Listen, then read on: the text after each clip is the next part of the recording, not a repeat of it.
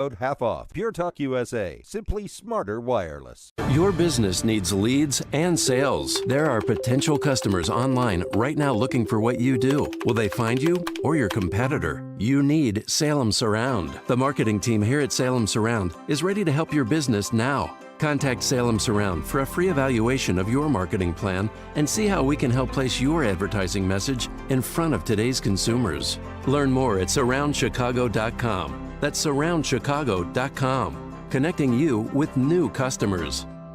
Staples has the most wonderful deals of the year this holiday, like the new Emerge gaming chair, great for your home office, virtual classroom of your resident gamer. Now at Staples, the Emerge gaming chair is just $149.99. In-store only, offer ends 11/28 while supplies last. Save big at Staples. 7:08, worried about basement flooding? It's time to call Perma-Seal, 800-421-SCAL. Team Hochberg Traffic Center time, and Jim.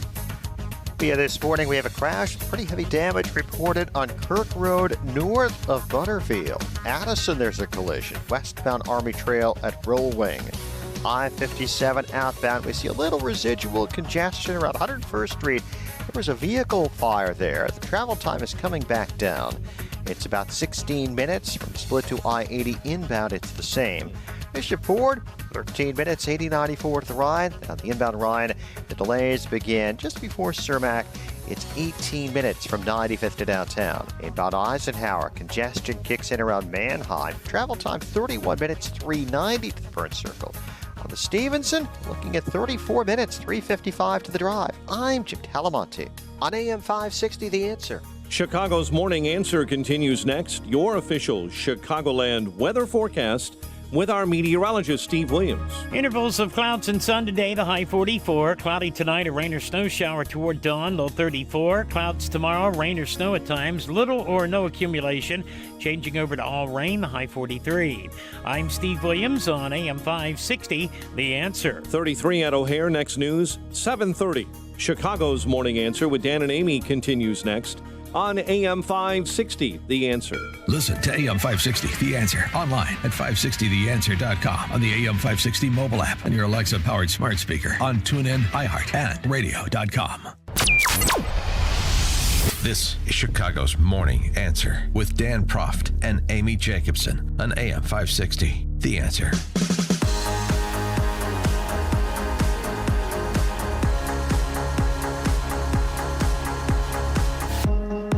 Good morning, Dan and Amy. And another statistical anomaly about the 2020 race. First time since 1960, it would appear that a Democrat wins the presidency of the United States while his party loses double figures in seats in the House. And that's what's happening in the House with still a handful of races to call. Specifically for House Republicans, the pickup's driven by women. There'll be at least 26 women in the House Republican caucus come 2021, tracking right now for 30, with 4 of the races that are yet to be called. You have 4 Republican women leading those races. Now, I loathe getting into identity politics. I hate when Republicans do it. I hate playing that game. It doesn't work out well for conservatives, nor should it, because this content of character is our standard. But it is still noteworthy because you want to attract people that unfortunately have fallen prey to some of the sentimentality of the left, and so they want to see people who look like them reflected in office, and that's somewhat understandable. Wish they'd scratch below the surface a little bit more, but nonetheless, it is exciting when you have candidates, now congresswomen like Maria Elvira Salazar in Florida, who unexpectedly took out that putty-faced communist molester of dogs, Donna Shalala, down Miami way. That was huge.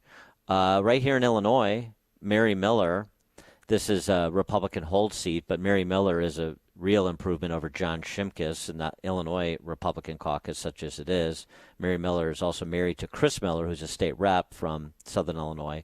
They're both very conservative, great story, raised 4 amazing daughters, and that's very cool. And also, we mentioned her before. We're going to be mentioning her again, particularly if she continues to speak with this sort of moral clarity. Victoria Spartz from the Indianapolis suburbs, who, again, that was a hold Republican seat, but nonetheless, a Ukrainian immigrant who has a real appreciation for the difference between capitalism and socialism. I grew up in socialistic country. It actually was, Socialistic Republic of Ukraine. I was saying, in my 42 years, I grew up in socialism. I saw what happens when it runs out of money, and it's not pretty. And now I came to America 20 years ago with a suitcase after meeting my husband in a train in Europe, and he is a raisin-born Hoosier. And now we're building socialism. I'm kind of going full circle, so I can tell you what is going to be next. It's very sad for me to see that, and that made me, as a mother of 2 daughters, it made me get involved and do something about it, because that's not very good for our country. Indeed it isn't, and glad that she got involved. Nothing is more compelling than those who've lived under what is being proposed by the left. For more on all this, we're pleased to be joined by Olivia Perez-Cubas, Director of Winning for Women, former media director for Senator Marco Rubio's presidential campaign. Olivia, thanks for joining us again. Appreciate it. Thank you so much for having me. I mentioned a few of the highlights from the incoming freshman Republican women in the House. Give us your perspective on this class. Yeah, you covered so much of it, but Republicans have made great gains among women this cycle, and we did surprisingly well in the House, in large part thanks to Republican women. You also mentioned identity politics at one point, and I often get asked that question because to some people, I work for a super PAC dedicated to electing more Republican women, and to some people that does sound like identity politics. And I always like to just remind them that, we go in and we find the very best candidate. We make sure that whomever we endorse and we support is the best person for that district or that state. And when it happens to be a woman, we go in there and make sure that she's got the resources that it needs to be competitive and to compete and go toe-to-toe with her opponent on the left, who oftentimes, a lot of these women face Democrat women who get incredible amounts of funding and resources, in large part thanks to groups like Emily's List.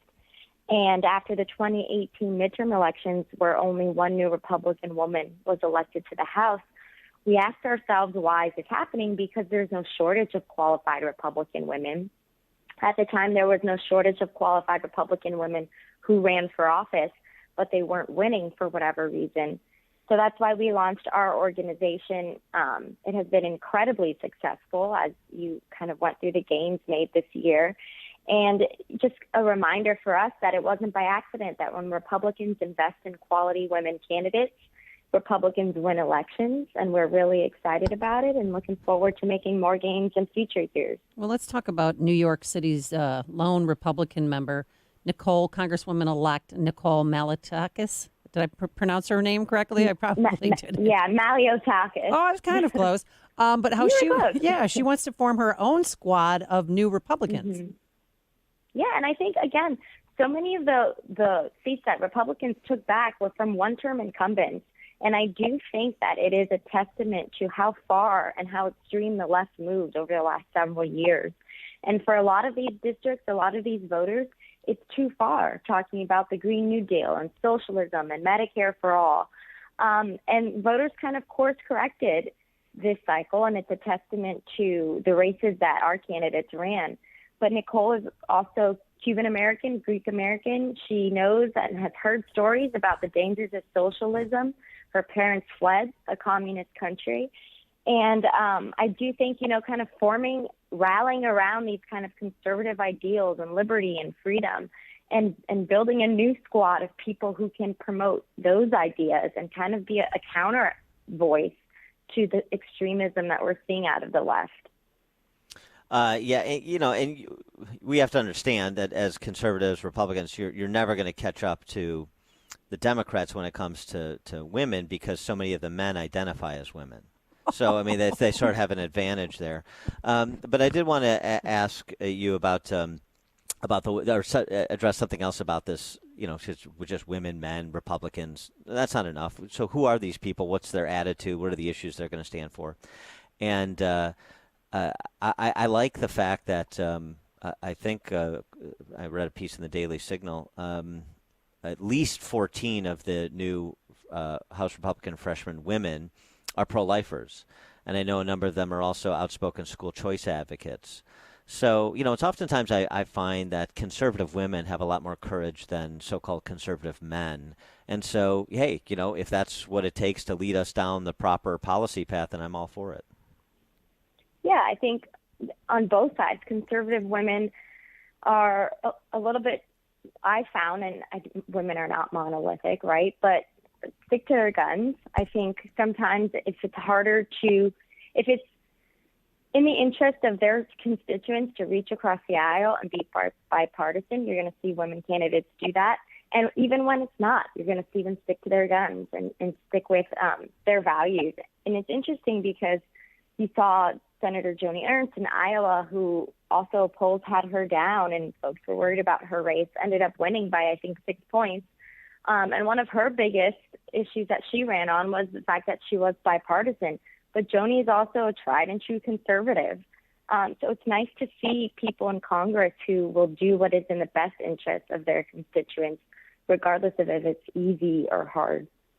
And it looks like, I think in 2024, regardless of what happens in 2020, in 2024, you're looking at one or more high-profile women running for president of the United States, some that we know have been a known quantity for a while now, like Nikki Haley, some who have, I think, burst on the scene more recently for many, like Kristi Noem up South Dakota way, and so that's exciting too, regardless of how the field shakes out, is to have candidates like a Haley or a Noem in the 24 mix. Yeah, and it's nice to see some diversity up there. It's also fun to prove the left wrong. When they say that Republicans are the party of old white men and that we have no diversity and they're the pro-woman party, it's fun to see and be able to show them, what we've known all along, that that's simply not true. But now look for yourself. To your point, you're probably going to have a Nikki Haley run, a Kristi Noem run. That is so exciting. I think the party has a lot to look forward to. And I think having more women up there also helps grow the party and broaden the tent, and that's important long-term for the conservative movement. Well, what do you think about, President Trump says if he doesn't win this time that he's going to run again in 2024. Do you think that's just smoke and mirrors at this point? I honestly, 2024 feels so far. I feel like we need to finalize this election. But who knows?